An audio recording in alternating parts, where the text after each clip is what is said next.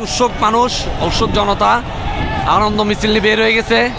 সবাই আনন্দ করতেছে, সবাই যার যার জায়গা থেকে বের হয়ে গেছে। বাংলাদেশের সাবেক প্রধানমন্ত্রী শেখ হাসিনা দেশ থেকে পালিয়েছে এবং তার দলবল নিয়ে শেখ রেহানা সহ তারা দেশ থেকে পলাতক।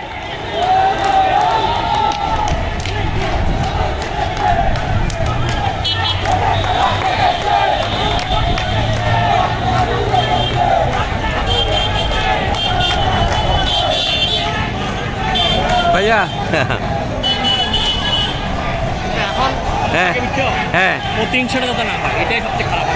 এখন কন্ট্রোল করতে পারবে কিনা এটাই হলো কথা। মূর্তি তো ভাঙি বেলাবে মনে হয়,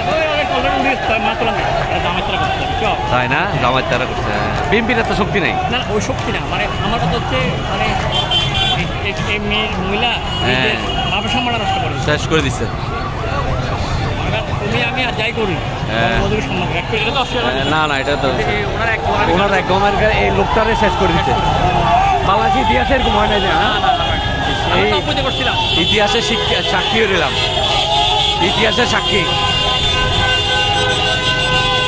আর্মি ভাবছে আর্মি সহযোগিতা করে, বুঝছেন? আর্মি তো সহযোগিতা করেই নাই। তবে গণভবনটারে ইয়ার চেপ রাখতে পারতো। গণভবনটা এটা আমার ভাঙি ফেলেছে, লুটপাট করে ফেলেছে, সব লুটপাট, মাছ মুরগি হাঁস যা আছে ঘরের জিনিসপত্র, বালিশ কম্বল কিচ্ছু রাখে নাই। ওইটাকে একটু ধরে রাখা ছিল। গণভবনটাকে আমাদের সম্পত্তি, তো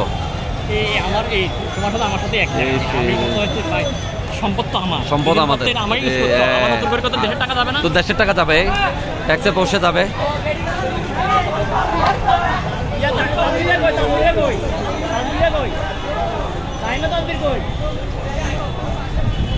এই যে সম্পত্তিগুলো এখন একটু সেফ রাখতে হবে, সম্পত্তিগুলোরে যেন না নষ্ট না করে।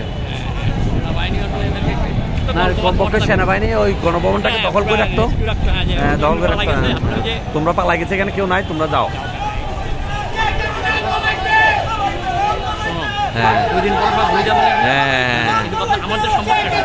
আমাদের ট্যাক্সের পয়সা ভাই, জোর করি দোস্তি করি ট্যাক্স ব্যাট খাই খাই।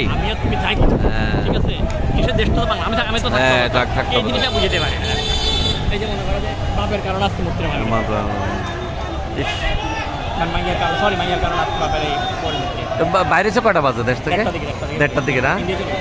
ইন্ডিয়া চলে গেছে না?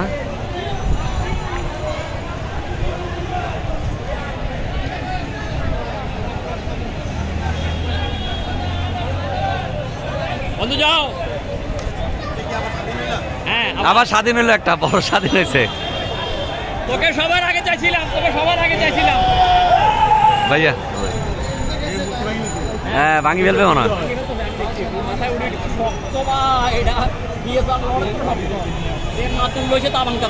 মাতুল দিয়ে মারতেছে না?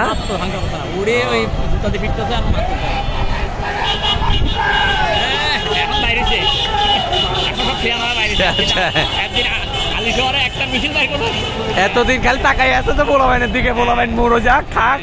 হ্যাঁ, এখন মধু নিতেছে। এটা শুনবা,